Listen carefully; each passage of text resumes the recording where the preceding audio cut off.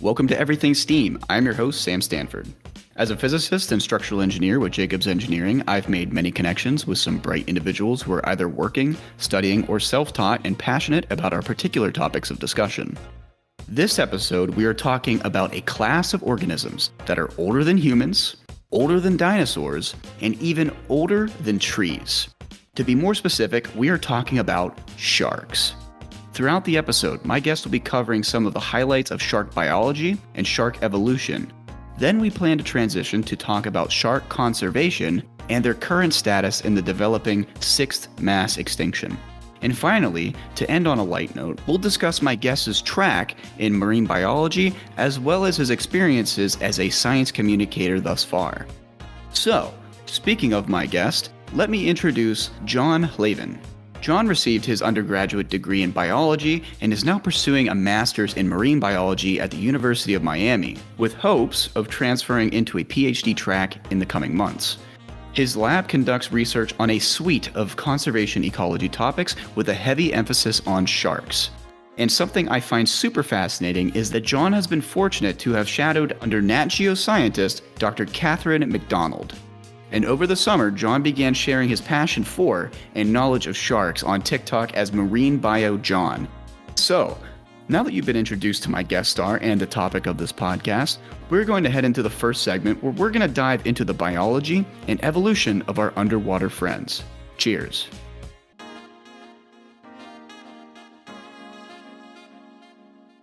John, welcome to Everything STEAM. How you doing, man? Good. Thanks so much for having me, Sam. I'm so excited to be here, man. Yeah, this is a really fun topic. I've loved sharks ever since I've been a little kid, and I'm so happy to talk about it today and address some really fun subtopics in the world of sharks.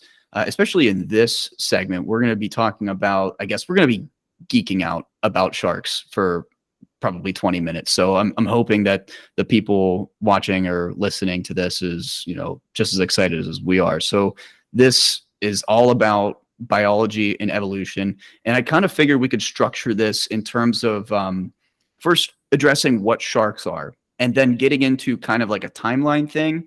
And then just slowly like addressing like the really cool adaptations that sharks have enveloped over the hundreds of millions of years that they have been around or been shark-like. So before we get into that, let's start with what I said as the precursor.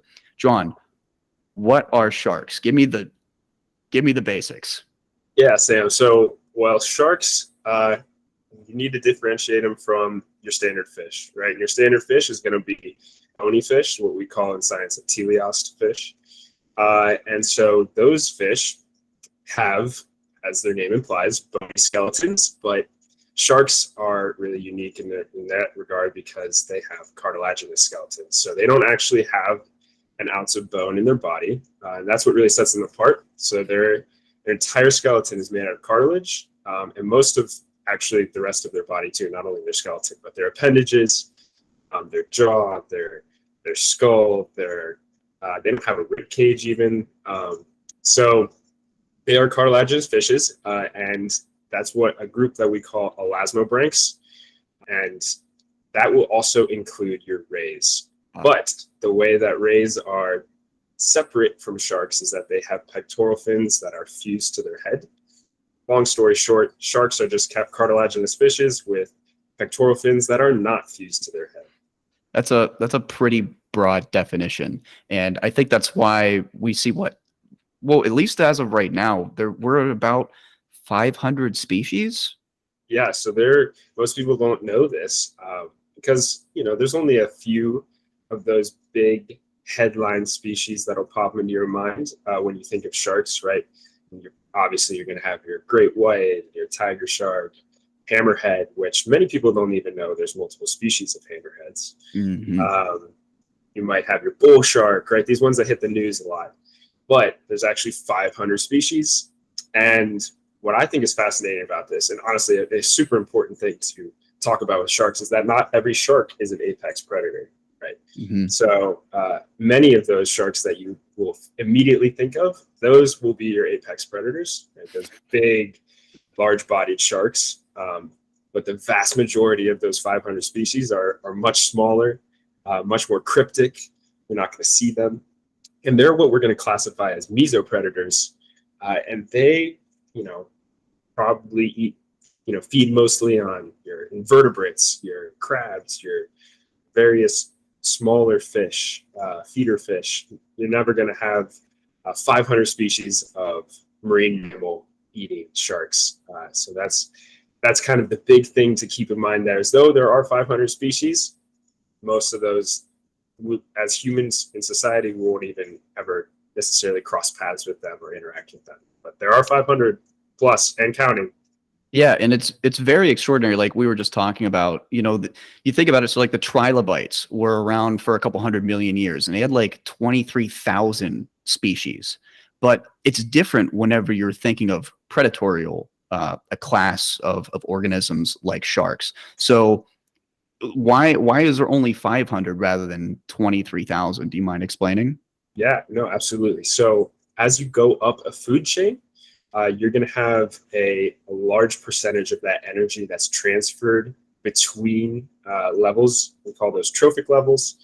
As you go up in trophic level, you have a lot of energy that's lost between each level, which can in turn then only support a smaller population. So this forms what we would call the trophic pyramid, right? Because it's much larger on the bottom and much more scarce in number on the top. So your primary producers, right? Your plants, your algae, your various phytoplankton and zooplankton, those are going to be extremely numerous, more species than we can even imagine. Most of the time, we can't even classify many of those types of organisms to the species level, right? We group them by genus if we can, if we're lucky. And so those are going to have thousands and thousands and thousands of species. But as we go up the trophic level into our primary and secondary consumers, we're going to kind of narrow down the numbers. And then finally, with our top level apex predators or tertiary consumers, we're going to have much fewer, much fewer. Oh, that's so cool. So yeah, like you alluded earlier, like both of us have actually alluded, is that sharks have been around for a heck of a long time. And the date obviously is, plus or minus, and it's not exact, but how we know that at least a shark-like species has been around for about 450 million years. So that's like the border of the Ordovician Silurian like mass extinction time. It's about 440 in that area. But this is a time where we actually found fossils of early scales of what are shark-like, right? So they're not sharks at that time, but they're considered like shark-like because from my understanding is that at this time frame, it's like a time period of transition to where you get a shark. There has to be like a diversion, right? Yeah, absolutely. I would say so. The biggest thing that we can trace back that far is the scales that you mentioned.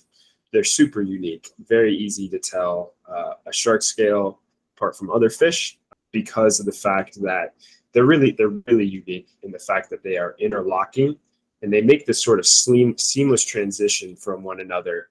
And though their entire body is made out of what I mentioned before is cartilage, that includes their teeth and that includes their scales, these two parts of their body, their teeth and their scales, are able to fossilize so incredibly easily because they are surrounded by mineralized apatite.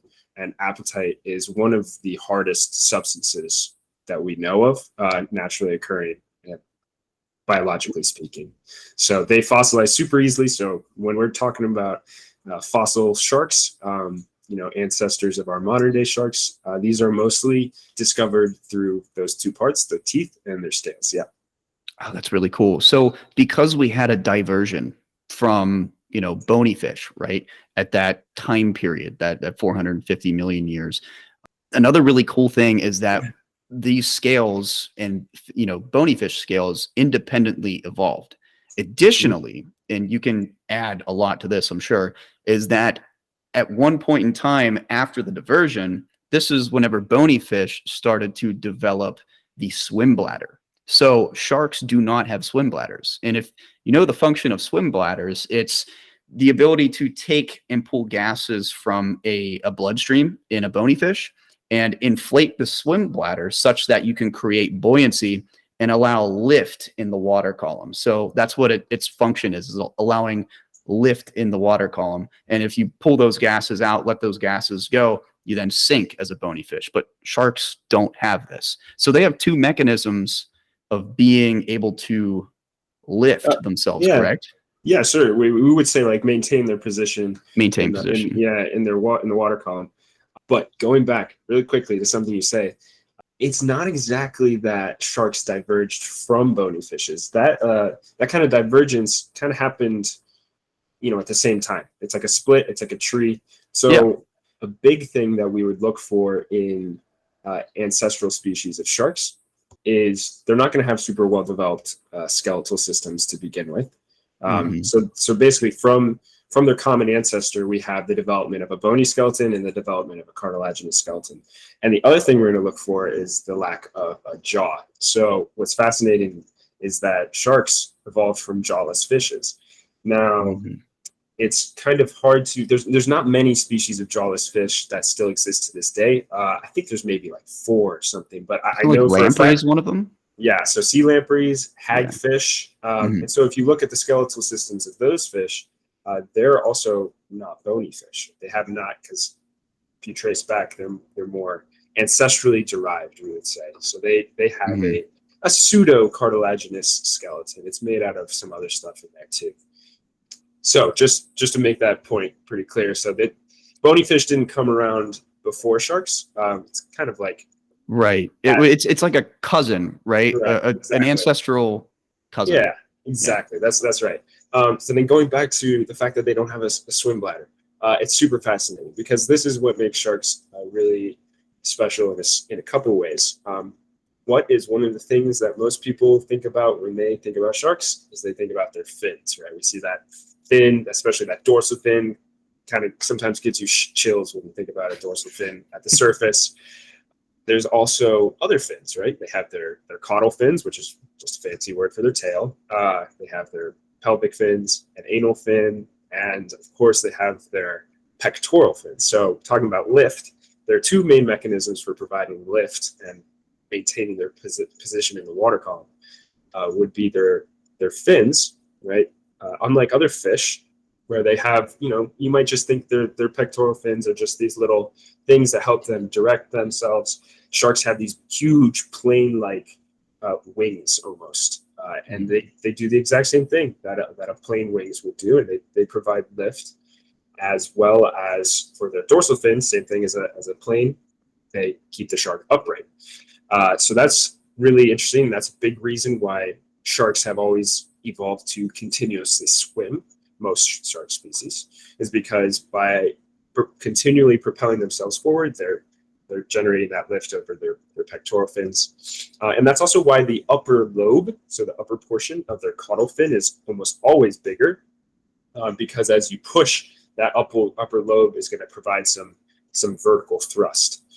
So that's pretty cool. But that's only half the battle. The other half is their liver. So their liver is extremely big. It takes up so much of their interior space, and this liver it's full of super fatty lipids that are very buoyant on their own. So if you take out a shark liver out of its body and you actually just place it in some water, the liver by itself will float at the top. But this liver is also really important, not only for helping with their buoyancy, but they're also, it's essentially their battery. They don't store energy in fat like we do with like different types of white fat and brown fat. They put all of their excess nutrients and energy into their liver, because that way they're kind of killing 2 birds with 1 stone.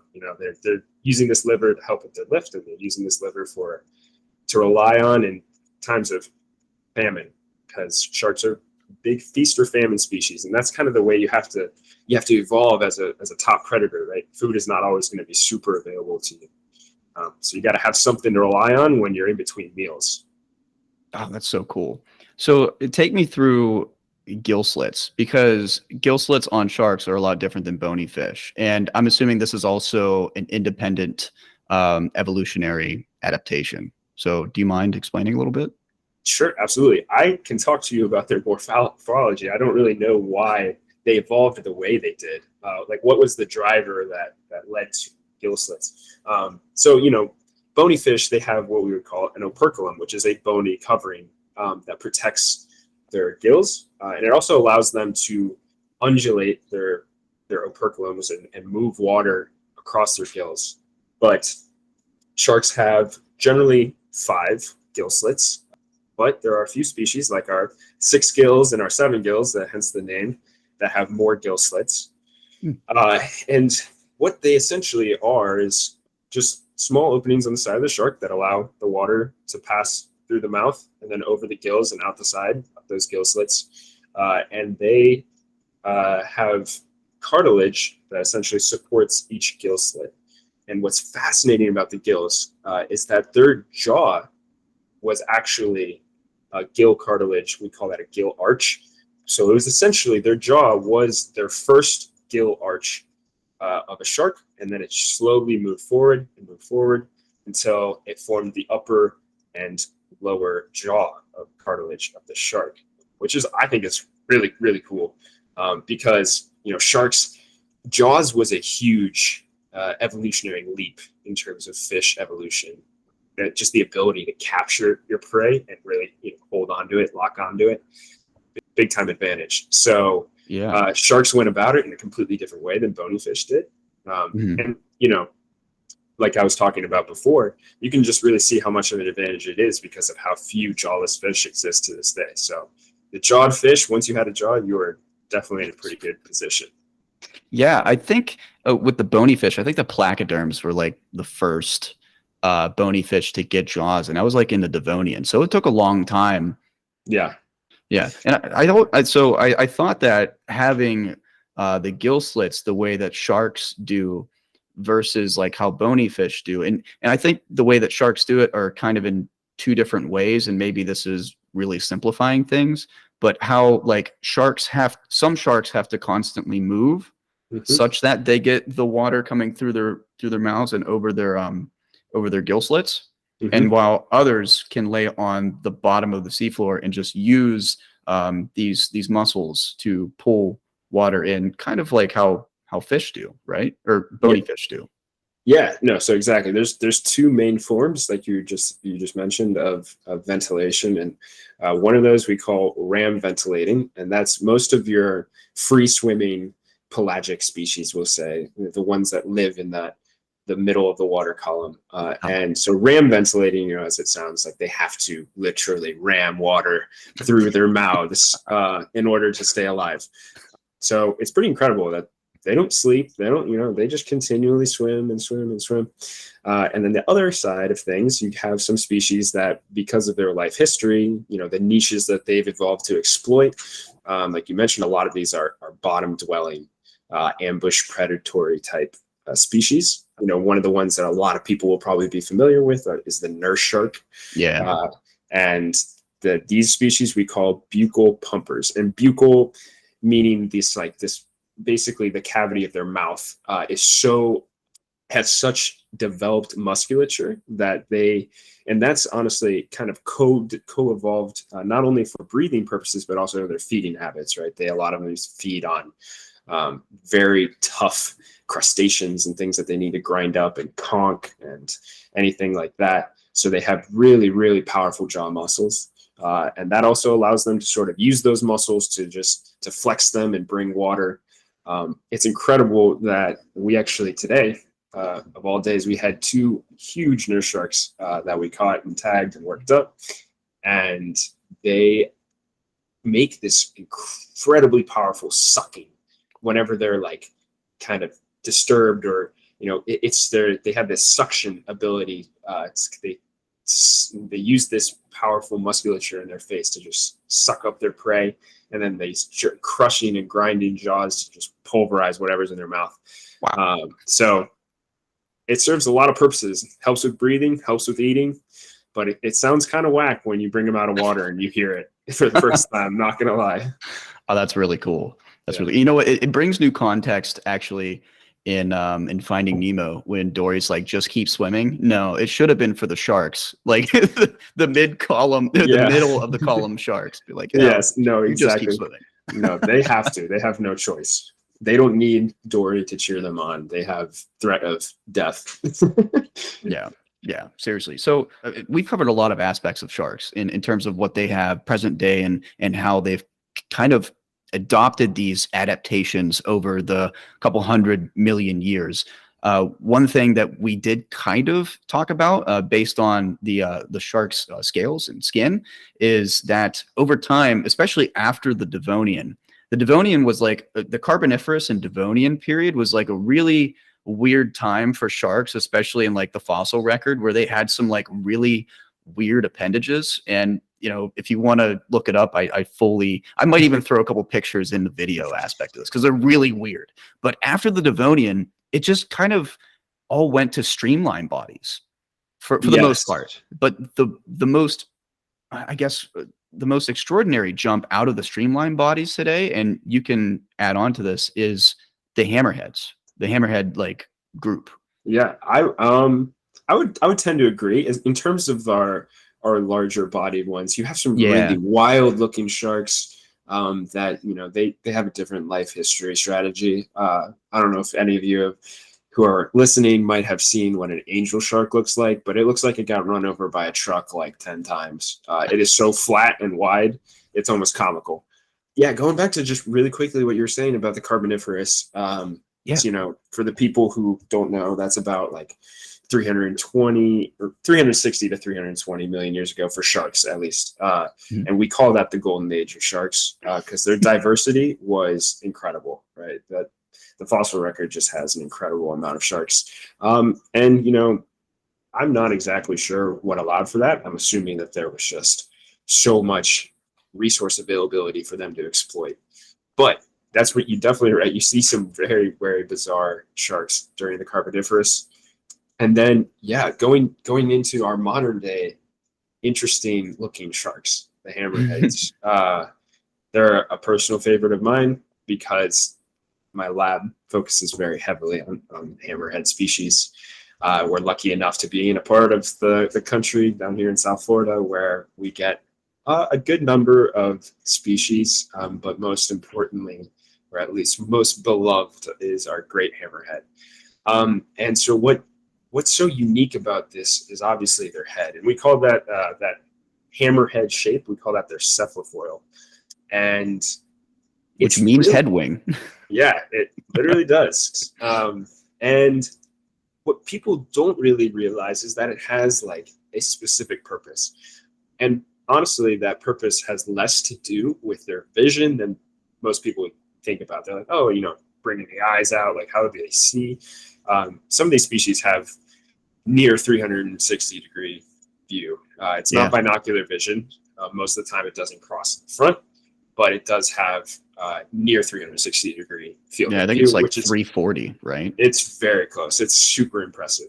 And sharks across the board, well, actually, I'll take that back. It really depends on the species, how good their vision is. Many sharks have much better vision than people give them credit. But there are, species where they were not. Eyesight was not important to their evolution. We'll just put it that way. So hammerheads, what this hammer does, well, for one, it's super important for their hydrodynamic maneuverability. They essentially can use this head as sort of a banking point, like the wings of a plane. On the front, it allows them to turn extremely sharply in shallow water, and that's because they primarily hunt on rays, which is kind of interesting to have. They prey on their cousin, their fellow elasmobranchs, and so when they're chasing down rays, they're using this head to essentially pivot the entire front of their body, and that also kind of goes hand in hand with the size of their dorsal fin. especially great hammerheads, they have this incredibly tall dorsal fin. It almost looks comical. It almost reminds me of the dorsal fin of a male orca whale, right? If you ever see a picture of a bull orca's dorsal fin, they're just so incredible. They just stick out of the water so far. And this fin has an extreme purpose, especially in terms of their hydrodynamics, and that is it's a pivotal, it's a central, it's like the axis of rotation for their the center of their body. So combined with that interestingly wide head that allows them to bank on it, and that tall dorsal fin, they essentially can rotate their entire body around an axis. And that's super incredible for a shark of that size, right? Great hammerheads, they get 20 feet even. Like they, most of the time they're not going to get that big, but they get, 15, 20 feet. So they're a very large species, very maneuverable for their size. Right. And once they finally, they narrow down on their prey, they use that wide head to pin it to the bottom of the seafloor. And their mouth is, it's on the ventral side of their face. So then they just start taking chunks right out of the wings of that stingray that they're chasing after. And it kind of serves a lot of benefits besides just the maneuverability by bringing their eyes so far away from everything that's happening in front of their face, way less likely to get gouged out by a stingray barb, which would be very traumatic to say the least. So these guys, these hammerheads, are very, very well adapted for what they do. Very well adapted. Yeah. If you think about it, right? Because predator versus prey usually have eyes that are more, peripheral. But in the case of hammerheads, they have them outside, which is way more peripheral than, like, say, a mako shark would have. They're kind of like, I don't want to say long distance chasers because they're so fast and they're so streamlined. But I'm going to use this. I'm going to use this as the opportunity to transition us maybe into electroreception, because all sharks have this sense, right? It's using this special pores that they have on it's scattered throughout their entire body, but most concentrated on their face. And these are called ampullae of Lorenzini. Super interesting. They actually contain a gel-like substance that I can never remember the name of, but it is one of the most conductive naturally occurring substances that we have ever encountered. Whoa. And so basically, it's super cool, right? Like and it's kind of weird when we catch them, and sometimes we do dissections on sharks that were unfortunately caught in bycatch or fisheries and stuff, and they get donated, which is great because we put them to use for science and education. But you can kind of push down on these pores, especially on the face of the shark, and you get this gel-like substance to come out, and you can feel it. It's almost like what you would expect Jell-O to look like. It's kind of gross, but very cool. Wow. So doesn't this happen when since when muscles move, right, they release electrons, and as we understand, the flow of electrons is current, and because water is a great conductor, you get the ability to have electrons travel a lot farther. And because this is how this works, right? We're not in air, we're in water. They can use this ability in such wonderful magnitudes to be able to detect the motion of their prey, no matter if they're buried under the sand or making these extreme motions. So it's super fascinating how they do this. It's awesome. You're 100% correct. And what's so cool is that, like you mentioned, it doesn't even require super explicit motions to generate an electro signal that can be detected by these ampullae of Lorenzini. It can be just something as minute as their heartbeat, right? So nothing is really, nothing is even able to escape detection sometimes. But I'll make it clear that this electrosense it's very it's pretty short range. It's pretty much the things that are immediately around them. So they have to use their other senses to sort of get them in the position where this electrosense becomes useful. Okay. And it's most sensitive to these low frequencies of electric stimuli. And that's what you're going to have emitted from their prey. But it's not only used for hunting. It can be used to detect potential mates or conspecifics, even like defend against predation. Because not every shark is, top dog. Some of these sharks are also worried about getting picked off by larger sharks or even larger teleosts, grouper, barracuda, depending on the size of the shark, right? Yeah. And so it's pretty cool. These sharks have a much more directional sense with this electroreception than we can imagine. It's almost like especially hammerheads, because their head is so wide and it spreads out these ampullae of Lorenzini. It really fine tunes the directional where the sense the stimulus is coming from. Sort of like the same way that since we have ears on either side of our head, we can sort of detect a direction of a sound. They can do the exact same thing with electric stimuli.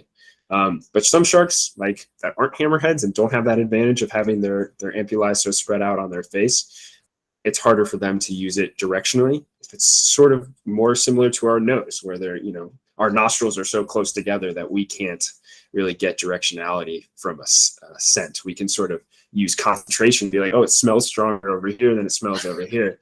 But we can't just on one whiff say, oh, it's coming from that direction. Yeah. So, but the electrosense, it co-evolves, right? Depending on how much a species needs it, that's kind of how it's going to be used. Right. It's a good point. Like we said, there's different species that take up different portions of the water column. And, sometimes some senses need to be leaned on more than others. Just for example, the absence of light as you go further down into the water column, right? So some things are more enhanced than others.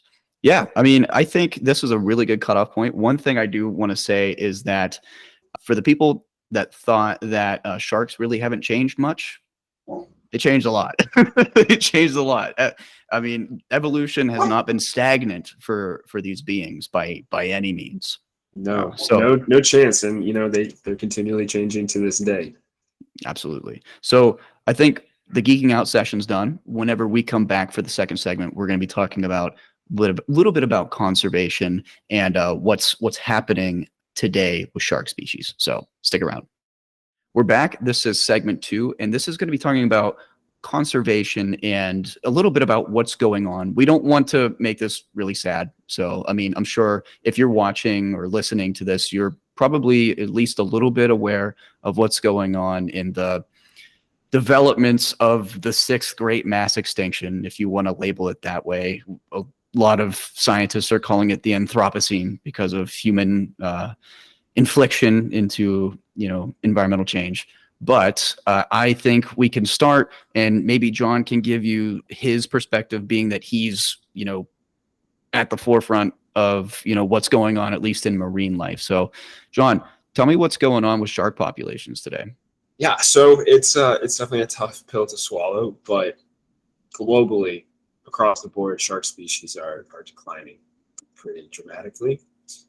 Now granted, 20% of species, if not more, are pretty understudied, so we don't really know much about them. But we know a lot about the habitats where they live and what's the state of those. So that's kind of how we're able to make a lot of our inferences about these understudied species. But that being said, at least 16% are threatened, and that's kind of the generous assessment. Threatened or worse, right? And by worse, we would include vulnerable, and we would include endangered. So, yeah. And then critically endangered if we're going to get really bad. So it's scary. Sharks are a pretty exploited group, and sometimes they are directly fished, which happens sometimes legally and sometimes illegally. And a lot of times they're also harvested just for their fins. And so that's what we call shark finning. And before we really dive into more, I do want to make sure that everyone understands the distinction between the fin trade and shark finning. So shark finning is the process of removing a fin from a shark or all of their fins from sharks and then discarding the rest of the shark at sea. But the fin trade is just the sort of exchange of fins that are either harvested through finning, right, illegally, Mhm. or through more legitimate means. Because if you harvest a whole shark, I sure hope that you're using those fins too, and not putting those to waste. That's just an important distinction. Everyone hears, oh, like shark fin soup. All of those fins must have come out illegally through shark finning. While that is happening a lot, some of these fins are also sourced legally and through legitimate avenues. Doesn't mean it should be happening, but just want to make that distinction for people. Yeah, and the weird thing about it is that shark fin soup is, and I actually know this just from knowing people that have had shark fin soup, and they say it tastes terrible. Yeah, it It's was only for texture and it's only for a status, at least from what I understand. definitely. And from my knowledge, again, never having had shark fin soup, Mhm. I'm pretty sure that the shark fins are not even used for flavor. They're exclusively used for these filamentous pieces of cartilage in their fins that we would call ceratotrichia. And essentially, the shark fin is exclusively made of cartilage, like the rest of the body. If we haven't said that enough already, and there's really three main parts to a shark fin. There's the basals, which are the strong, thickest, least flexible parts near the body of the shark, and then it transitions into the radials, which are moderately thick and a little bit more flexible, and then you have the ceratotrichia, which are these really thin, long, flexible, sort of strands that make up the wavy part of the fin, and those, when you kind of like pull them apart and you soak them or you boil them, they sort of turn into like a noodle almost. So Oh, okay. that's how shark fins are used in shark fin soup. I'm assuming it does something to the flavor, but I'm pretty sure it's just also the way that it's prepared that it just tastes bad. Yeah, yeah. I think we can thank the Ming Dynasty for bringing that into fruition. I don't remember the time period, but if at least you're familiar with Chinese dynasties, there you go. That's where it Yeah. originated from. Yeah, and like like I said, shark populations as a whole, they're kind of struggling, and humans have not been helping this cause out very much. In a number of countries for a long time, where we're actually practicing shark bite mitigation strategies, and honestly, there might be still some to this day, where they are actively culling shark populations along their coasts to reduce the risk of shark attack, which I personally think is fairly ridiculous, Yeah. given just some of the basic statistics of sharks, shark deaths versus shark attack deaths. So Yeah. generally, the number that you're going to see thrown around, and it's obviously an estimate. We don't have perfect calculations for this, but there are 100 million sharks that are killed annually, and in comparison to that, we have about 100 to 140 aggressive incidents. And now, aggressive incidents is a little category that includes provoked attacks, so people being what I would say dumb and messing around with sharks in ways that they shouldn't. Right. Of those aggressive incidents, that's what they're There called. you go. Yeah. We have about 75 to maybe 100 unprovoked shark attacks every year, with maybe across the whole globe about 6 fatalities. In the United States, it's generally 1 to 2 every 2 years. So, Okay. not a lot of deaths, right? Most shark bite victims don't suffer anything worse than a dog attack, even. So, we're not even talking in the same, scale here with 100 million shark deaths versus a couple of fatalities a year, maybe. Right. And that's the numbers. But like, from my understanding is that most of it's not like even intentional. They're just curious. And you're flailing in the water, Exactly. So, we have a species down here in South Florida, the black tip shark, not the black tip reef shark. Confusing, easily confused, but a very, very different species. But they hunt along those nearshore, beach habitats, looking for like schools of mullet or pig, anything like that. Okay. Somebody who might have something flashy on, a flashy bathing suit or something that looks like the shimmer of a fish in the water, and then they make the splash that a fleeing mullet would do when it jumps out of the water. Very easily confused, right? And this shark, it's a reaction. There's no thought that's going into this.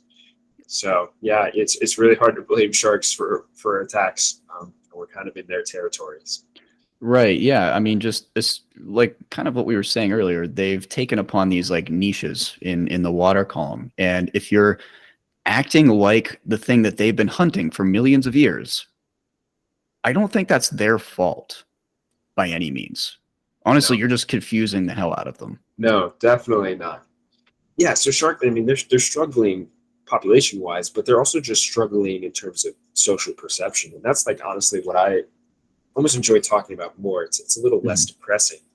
Yeah.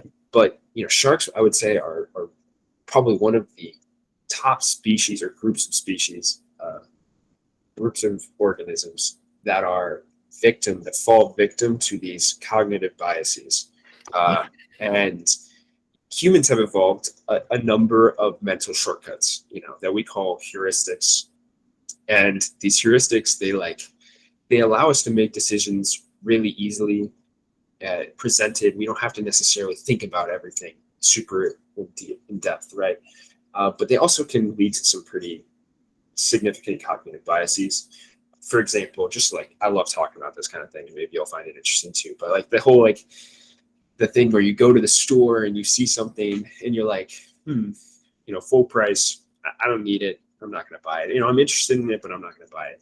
And then maybe next week you go, same case, and then you see that exact item is buy two, get one free, right? And all of a sudden, something that you didn't need, you didn't even need, you're walking out with three of them, and you spent the money for two of them. So like these are the sort of mental shortcuts, the heuristics that like can lead to these biases. You're like, a big one that everyone can think of right off the bat is going to be the sunken cost fallacy, right? Something that's like, oh, like that's a big one. But the one that the sharks fall victim to, we would call that the availability bias, right?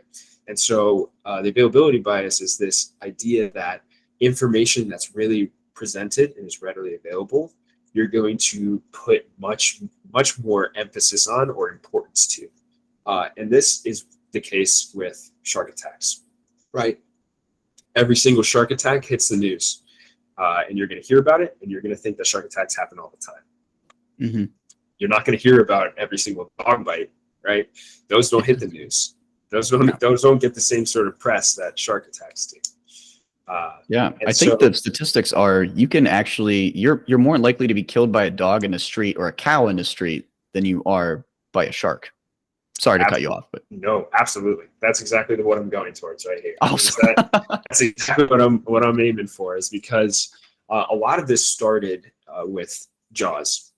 It's just super easy time period to put to look at, since Jaws, the number of people who have view sharks in a negative light or fear of sharks has just skyrocketed. And so that's kind of really what I, as a person in science communication, want to work to undo, is this negative perception of sharks. Because the vast majority of both your audience, my audience, are not going to be the people who can really do anything to stop the 100 million plus shark deaths a year, but we can do something to change social perception of sharks, which will hopefully one day trickle down effect to the people who are actually doing the killing. Right. And, we talked about this, offset just briefly. It's like a good example of what we've kind of terminated now is the fear of whales. And Moby Dick was a great example of like what Jaws did.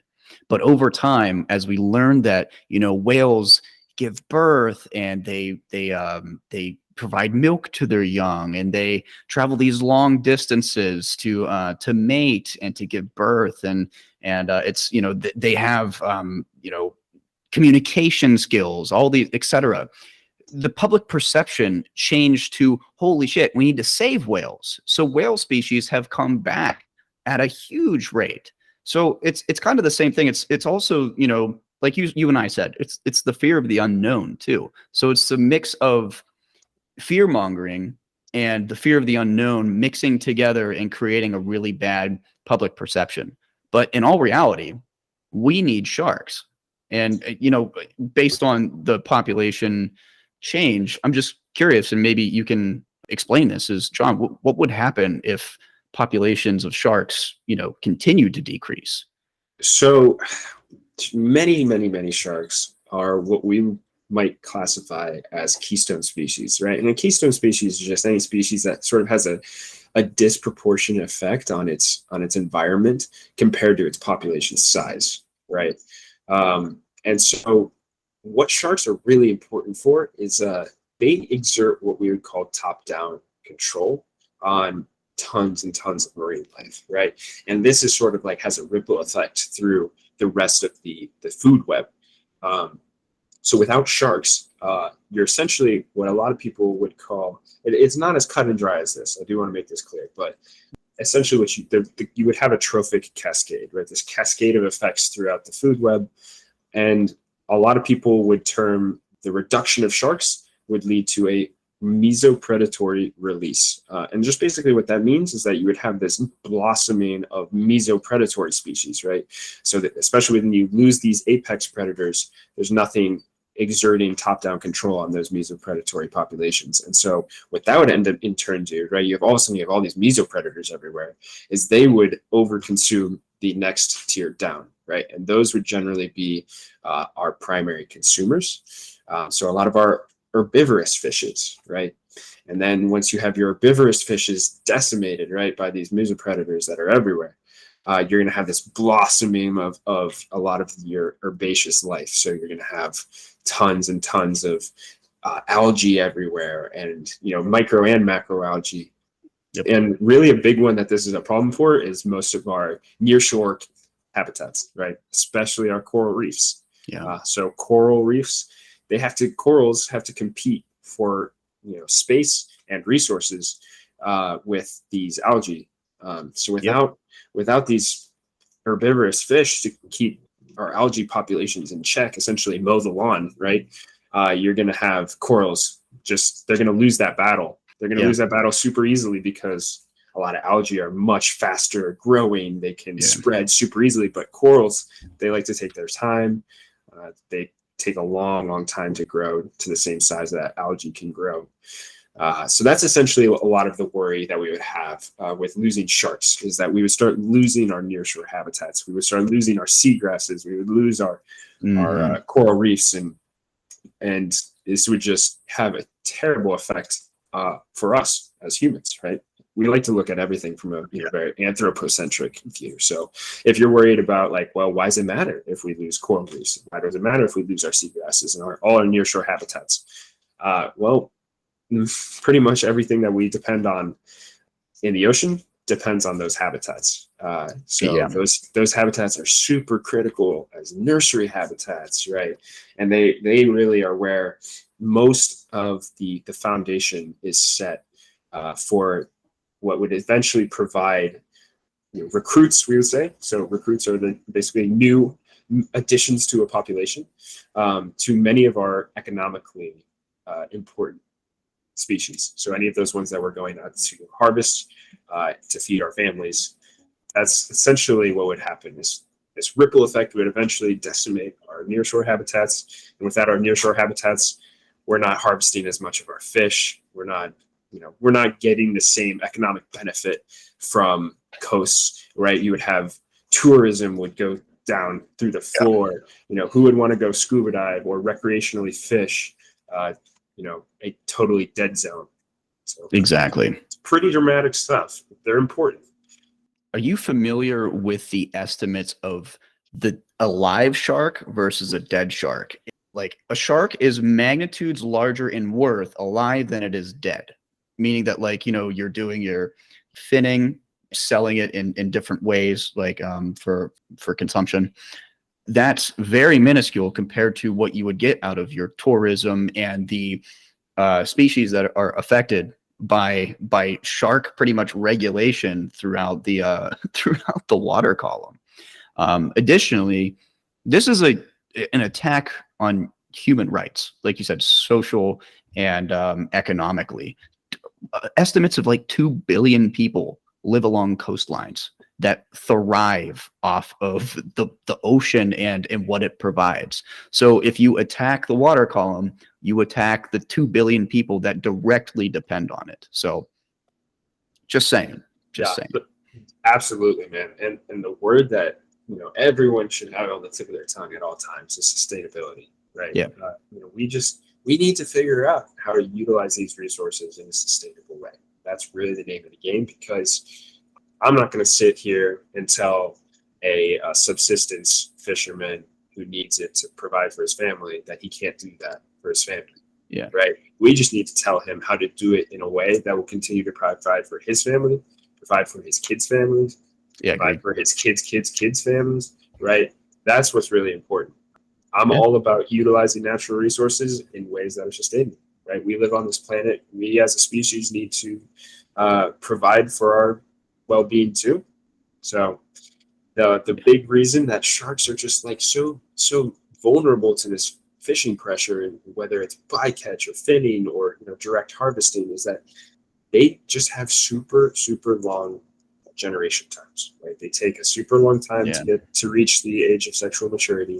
Once they reach sexual maturity, they're not pumping out a ton of young. Sometimes they reproduce biannually or triannually even, right? Where they're going 2 or 3 years between litters. And so you just don't have a big reproductive output in these species, right? And so a lot of people, a lot of times on TikTok, I get the question, I was like, well, why do you care about the sharks over these other fish, right? Well, that other fish, one female may release 2 million eggs in a single year, right? Nowhere close to those numbers with sharks, right? And then once those fish are released, from those 2 million eggs, they're going to take, maybe, depends on the species, right? But maybe like a year to reach sexual maturity.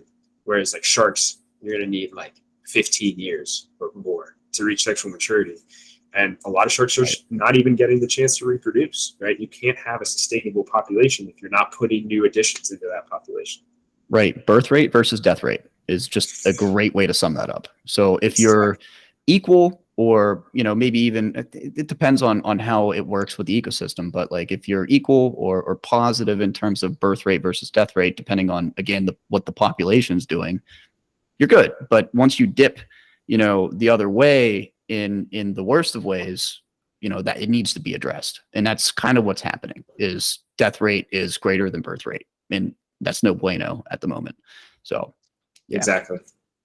So we're touching on it here. So I think we might as well just transition into it. What are some steps that are being taken across the board that we could address here, so people can feel better about what we've been talking about? Well, a lot of regulation is based on size of the shark. So there are regulations that are put in place for harvesting sharks that are normally based off of population assessments, as well as modeling for how that population is doing, just exactly as you were describing with your, making sure that we're able to replenish the population more than we're removing from it. So there has been a shift, and there continues to be a shift in certain places to put into place what we would call ecosystem-based management. So EBM is a big terminology that's being thrown around now, because it marks a transition from what we would just call fisheries-based management. So instead of viewing every fishery as a standalone entity, we're sort of realizing we need to take a second look at this, a closer look at this from a more holistic perspective. And we can't just manage this group of organisms, this population of organisms, completely divorced from the rest of its environment. And so that's being applied to sharks as well, especially given, their propensity to result in trophic cascades if we don't manage them properly. And so that's been helping, right? That we've been realizing that we need to take into account our management of sharks based off of how we're managing their prey species, based off of how we're managing their habitats. A big one that's starting to take more and more emphasis is MPAs, marine protected areas. So in the United States, we would, generally call them national monuments or national parks or state parks, even, or whatever level that this MPA is established at. And they can have a variety of regulations, whether it's no fishing zones, no use zones, catch and release only zones, right? Boater only or scenic view only or whatever it may be. There's a ton of different levels of regulation.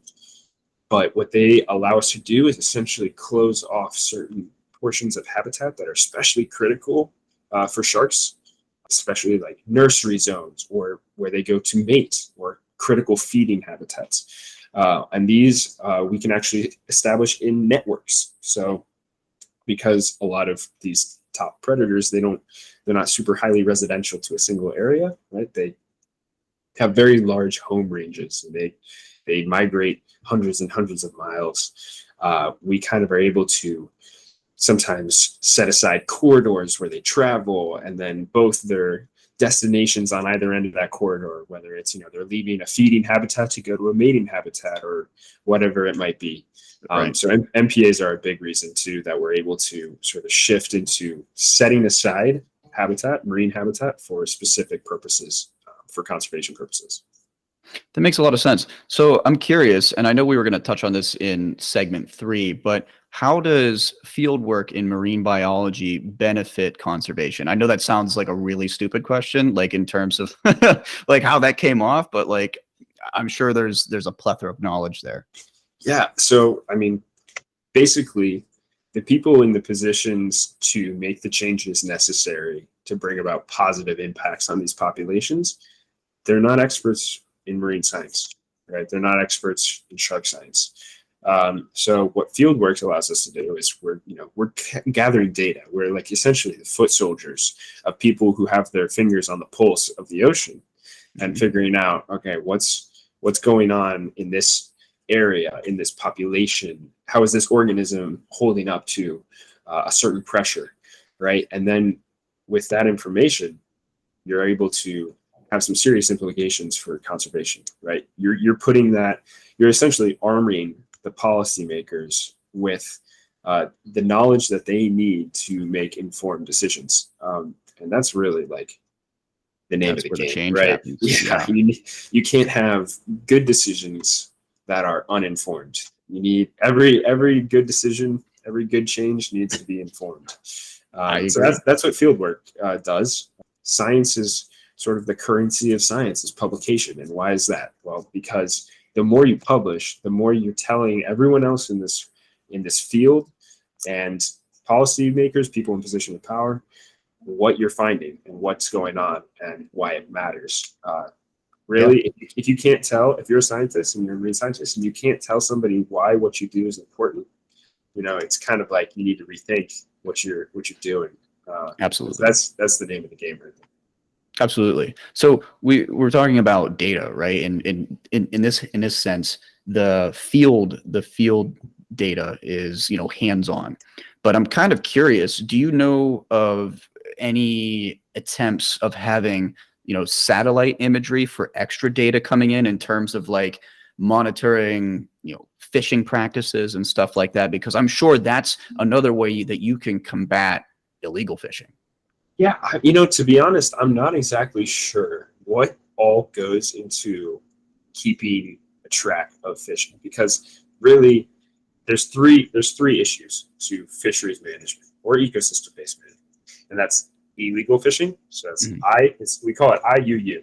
It's illegal fishing, unregulated fishing, and unreported fishing, right? So a lot of people think only about the illegal fishing. Oh, we need to stop illegal fishing, right? But what about all the fishermen who are out there who are coming back to dock and saying, I only caught this many fish, but they're really underselling what they have or underestimating, purposefully underreporting. Right. Or you have the people who just live in countries that don't regulate their fishing because they think, well, I share waters with 5 other countries, so why would I regulate my fishermen if they're only regulating their fishermen to that extent? So in terms of like modern technology, like how we actually keep track of that, I'm not I can't really answer that question. I'm sure we're probably putting every single tool that we have in our belt to work, but I'm not quite there yet in my career to know what really is going on that side of the desk.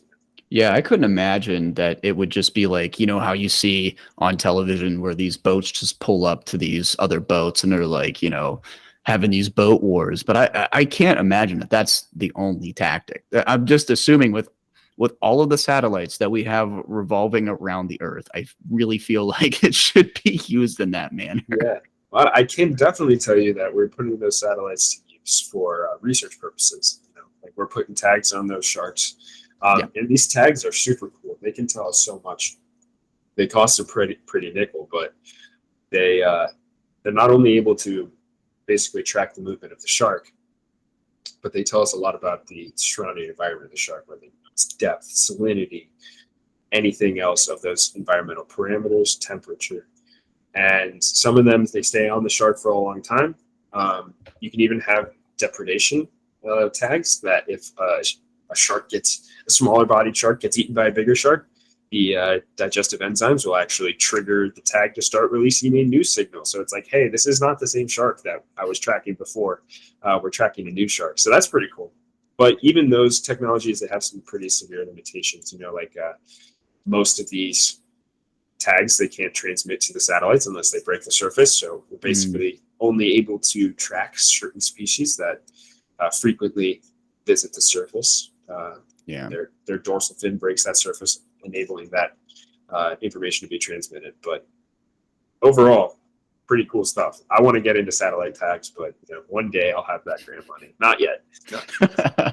Yeah, you're getting there, man. So I'm kind of curious, is there anything else that you would like to add in the conservation section or something that you would like to say before we transition to segment 3?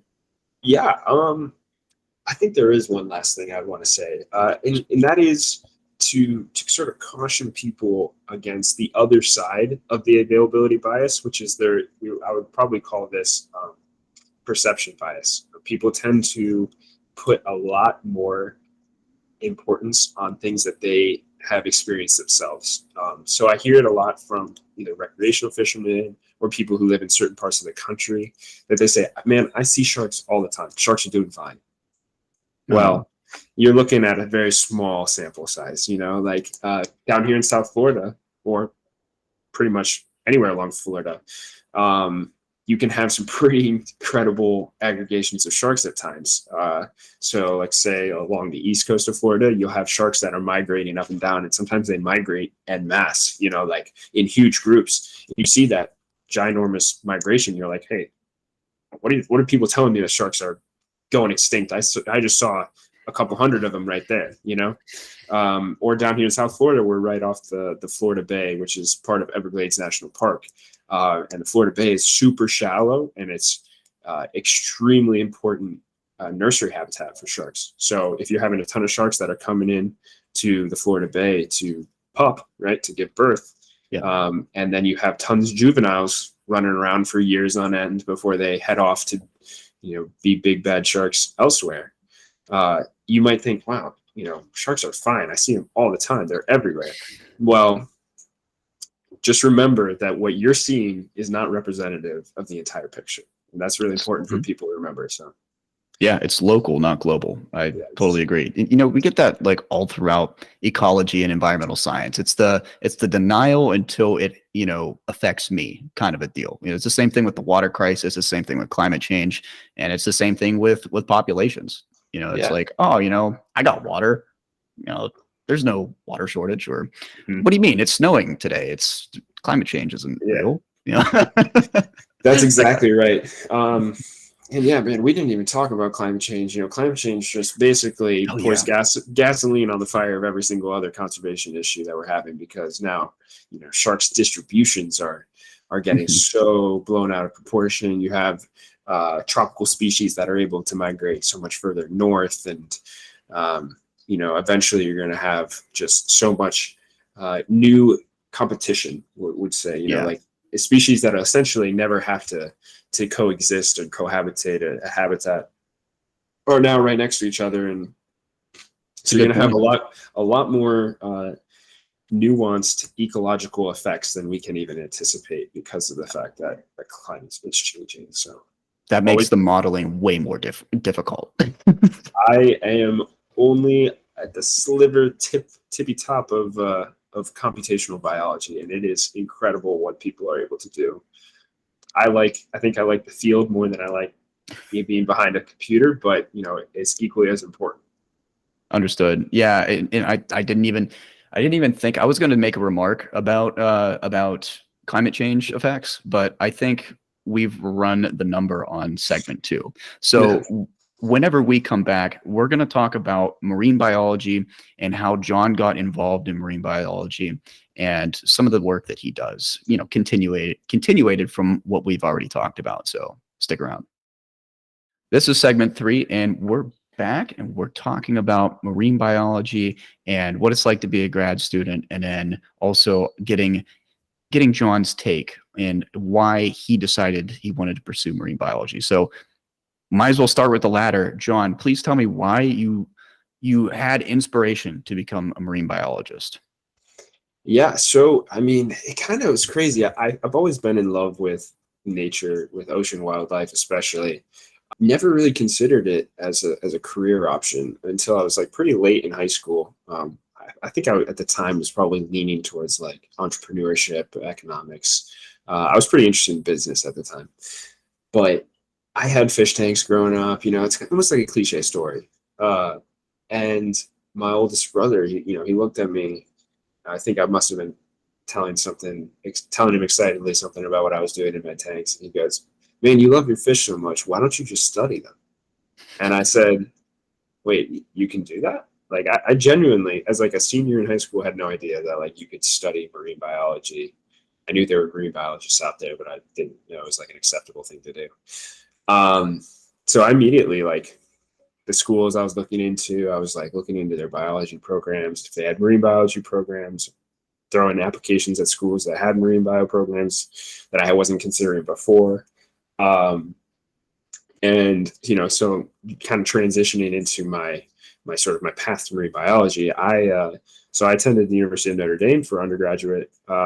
And you think, wow, Northern Indiana, marine biology ? Like, how does that work out?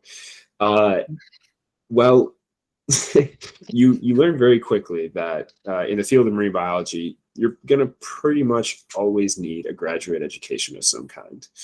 There's very limited opportunities for people who are just bachelor's 4-year program educated, because and those positions that are available are pretty hard to sustain a career in for a long time. They're mostly going to be seasonal field tech positions. You might be a lab tech or a research assistant, and those, there's high turnover. It's very tiring, exhausting work. And so I was like, okay, I'm probably going to need a grad degree no matter what. So I'm gonna choose to go to this school that I fell in love with, and had a great football program and everything. It's just going to be an undergraduate experience that I was looking for, and they had a great biology program too. So that's kind of what I tided myself over for 4 years doing aquatic ecology. And it was awesome. I got to go to the University of Notre Dame Environmental Research Center for field seasons, which was in the Upper Peninsula of Michigan. It was this 7,500 acre property with like 30 something lakes on it. Wow. Untouched it's been owned by Notre Dame for over a century. So pretty much as pristine as possible. Nice. And so that was awesome. It was a good experience of freshwater biology. I liked it a lot, but I always had my eyes set on becoming a marine biologist. So I applied for a bunch of external opportunities to get some experience in marine side of things, and I went to the Galapagos during the August after my sophomore year. I got to participate in some sea turtle biology research, which was really, really cool. Could talk your ear off about that. Nice.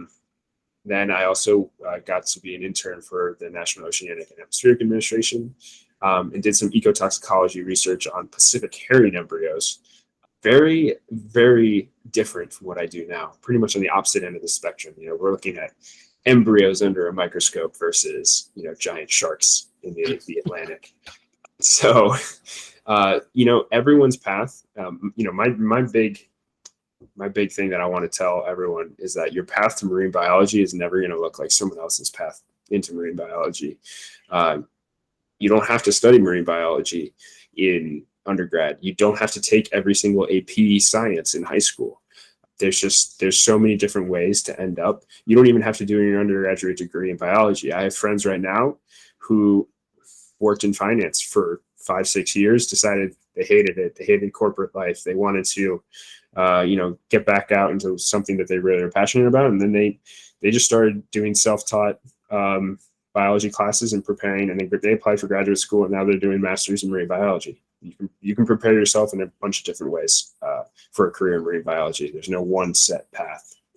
That's awesome to hear. And I just really want to reiterate the fact that like anybody can set their mind to something and go get it. Like, anybody can be a scientist. There's no precursor to it. As long as you put your mind to it, you can achieve it and become whatever you want in, I guess, all of STEAM, right? Science, technology, engineering, arts, and math. So it's applicable to whoever. Don't ever think that you can't do something. Yeah, totally. Yeah. So I'm curious, just to move on here, what do you have to deal with on a day-to-day as a marine biology student in master's program, or just and what you've heard even through PhD, but what really applies to you? So really what you're going to face in graduate school, no matter what program you're in, whether it's PhD, master's, you're going to face a year of classes. And that's, for the most part, going to kind of feel like an extension of undergraduate. You're going to be focusing heavily on your classwork during that first year. And depending on how ambitious your PI is, your lab, the professor who heads your lab, you might start your research during that time, or they might just say, hey, focus on your classes.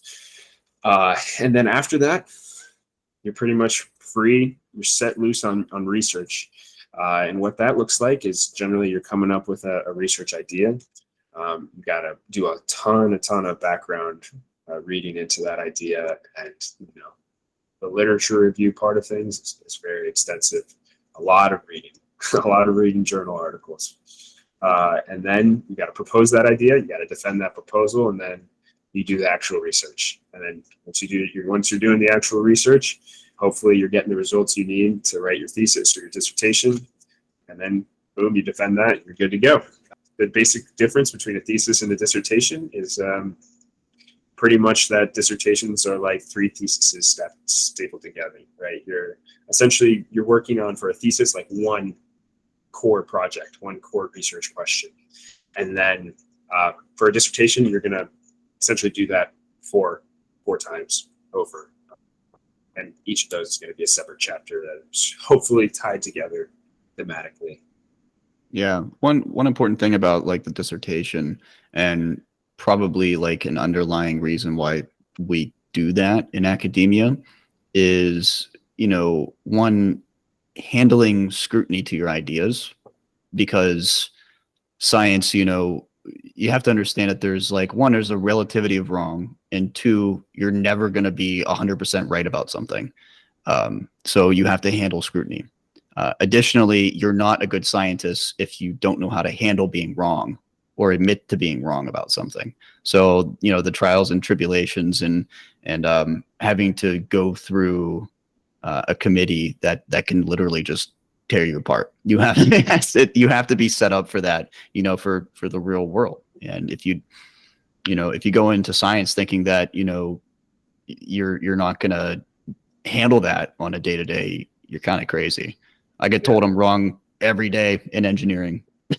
Every day. No, it's 100% true. You need to be able to handle criticism well, but you also need to be able to just communicate effectively, right? That's honestly pretty forgotten at times quality in science. You have people who have essentially been trained to communicate their science to a very, very narrow audience. Yeah, they're scientists in their field primarily, and I'm really, hoping that with this lab that I'm in right now, and I have a very I'm very uplifted by my professor that I think that she's going to ensure that the communication that we're taught, the style of communication is really to cater to a larger audience, Yeah. to move away this moving away from excessive jargon and it's very hard to read, hard to digest papers. It's really Gatekeeping. it's very an unfriendly and a pretty clicky area sometimes. I could probably say this on air. It's pretty prevalent that science needs science communicators in that manner, or just scientists that are way, more equipped to communicate what they're doing to a larger audience. I mean, we saw that, just case in point, COVID. I mean, that was such a drop of the ball by scientists, by science in general, and scientists were outcompeted by mainstream media, like what we talked about earlier, fear mongering or creating stories and having people be, the fear of the unknown. And we need that ever more moving forward in a technological society. Oh, for sure. And it's not only like to be able to communicate the results of whatever you're looking into, whatever you're researching, but also how you did it is equally as important. I think not to get super political with this, but the whole COVID thing, nobody really understands how a vaccine is made or what a vaccine is. And so there's so much fear surrounding that. But yeah, I agree. Science communication is never been more important than now. Absolutely. So since we are on the subject of science communication, I know that you've blown up pretty much lately, right? As Marine Bio John. Yeah, Marine Bio John sort of took the stage this summer. It's funny enough, I think I might have told you this little backstory earlier, but I created the TikTok because I had created a TikTok for my new puppy. I never had a TikTok before, and I decided I was going to make a TikTok. And this puppy all of a sudden got 3 million views. And I was like, wait, hold up. Something seems a little off here. Why is this dog more popular than I am? And I had a friend who was like, dude, you're a marine biologist. If there's ever anything that's going to, be interesting and, sort of be that hook to people to engage with your content, it's being a marine biologist is pretty unique. So I was like, okay, you know what? I was a little hesitant to dive into a more personal side of my life, but very quickly, kind of gaining traction, and people seem to really be fascinated with sharks and just the science behind sharks. I'm essentially a talking head on TikTok. I'm not allowed to bring a camera on my research vessel. Anything that's photographed or filmed on my boat kind of has to go through a vetting process to make sure it's acceptable for the general public. But so I haven't really gotten to that stage yet where I'm actually showing people what I'm doing in science. It's more about talking about what other people are seeing on TikTok in marine biology and hopefully clarifying things and preventing misconceptions and misinformation being spread, or just making, my own content talking about how shark skin works and why it's so cool, or you name it, So it's been a good time so far. It's great to hear, man. And I'm glad that you're really focusing on public perception because we need it. Yeah, for sure. So John, I just want to say, wrapping up here, thanks a lot for being on the podcast. This has been awesome. Getting to geek out, getting to talk about conservation, and getting to talk about, academia. It's been awesome. So thanks for coming on. Absolutely, man. This has been my first appearance on a podcast, and I wouldn't want it to go any other way. Man, thanks. I appreciate that. Well, hey, man, take care, and I'm sure we'll talk soon. Yeah. Thanks so much, Sam. That is all for this episode of Everything STEAM. I just wanted to take a quick second and thank John for taking the time to share his knowledge on sharks. If you enjoy marine biology and more specifically sharks, I recommend you give John a follow on TikTok at MarineBioJohn. I would also love to mention my amazing team for their collective efforts to make this show happen. This podcast was edited by Ariel Piermont, marketed by Courtney Page, QC'd by Panupit Urixit, and our episode art was created by Gabrielle Edmiston. After the episode, please give our podcast a rating and review on whatever platform you get your podcasts on. We're always looking for feedback, and the rating would greatly help us out in the fight against the algorithms. Lastly, be sure to check us out on all the socials for podcast news, upcoming episodes, and fun STEAM content. Just search Everything STEAM on Instagram, TikTok, Facebook, and Reddit to join in on the fun. Once again, thank you for listening to Everything STEAM. I am your host, Sam Stanford, and as always, stay curious.